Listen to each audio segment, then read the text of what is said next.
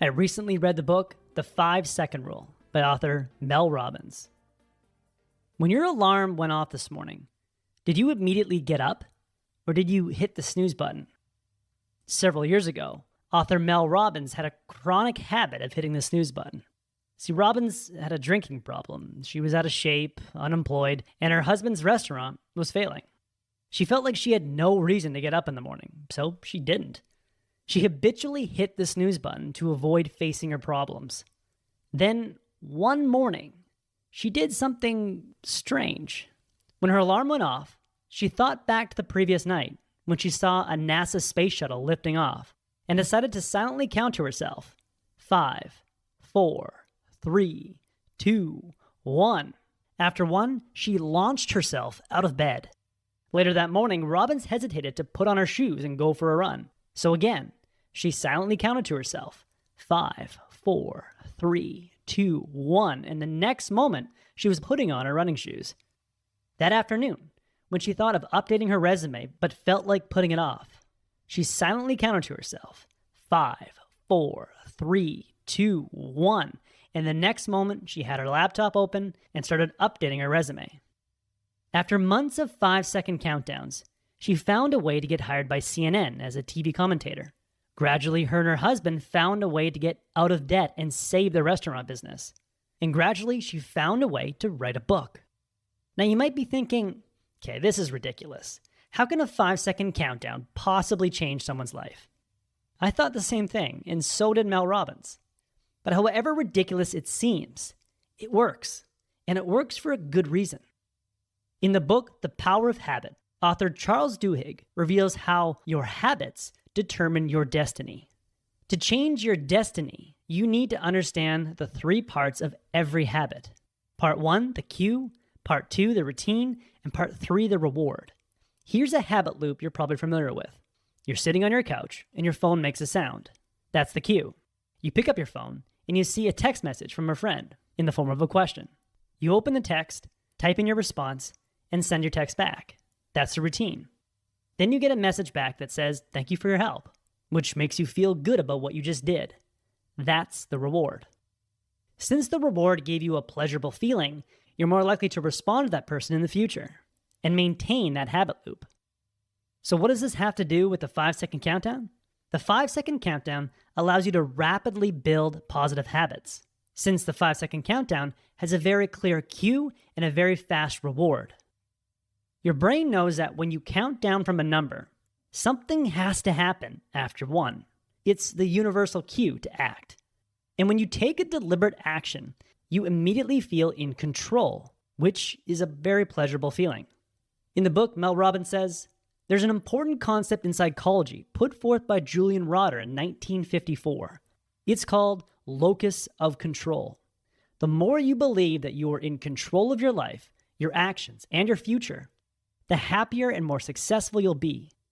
Counting down, taking a small action, and feeling in control becomes the ultimate habit replacement tool.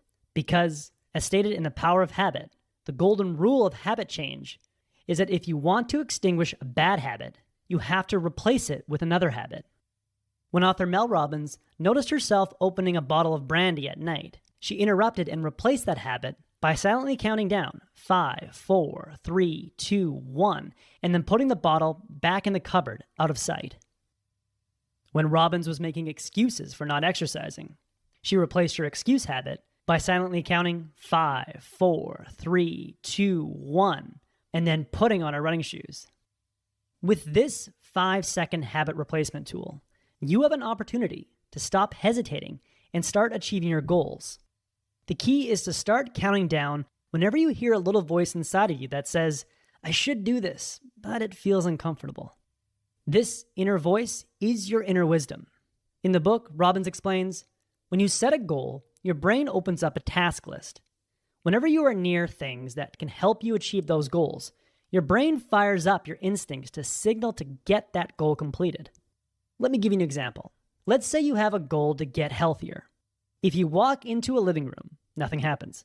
If you walk past a gym, however, your prefrontal cortex, that region in front of your brain, lights up because you are near something related to getting healthier. As you pass the gym, you feel like you should exercise. That's an instinct reminding you of your goal. That's your inner wisdom. And it's important to pay attention to it, no matter how small or silly that instinct may be. Here are a few ways you can immediately start acting on your inner wisdom. When you're lying in bed in the morning and you know you should get up and work on that business idea, act on your inner wisdom and start counting down. 5, 4, 3, 2, 1. Get out of bed and walk to your desk.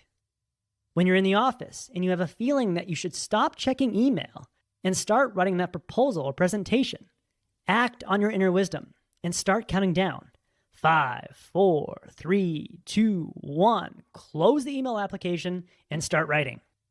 At night, when you're about to watch a new episode on Netflix and you get the feeling that you should turn off the TV so you can get a good night's sleep, listen to that inner wisdom. And 5, 4, 3, 2, 1, get your butt in bed.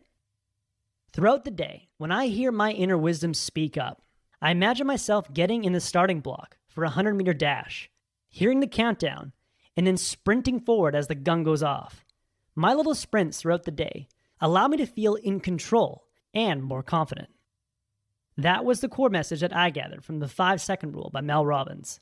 There are a number of inspiring stories in this book to help you be more courageous and take more action. I highly recommend it. If you would like a 1-page PDF summary of insights that I gathered from this book, just click the link below and I'd be happy to email it to you. If you already subscribe to the free Productivity Game email newsletter, this PDF is sitting in your inbox. If you like this video, please share it. And as always, thanks for watching and have yourself a productive week.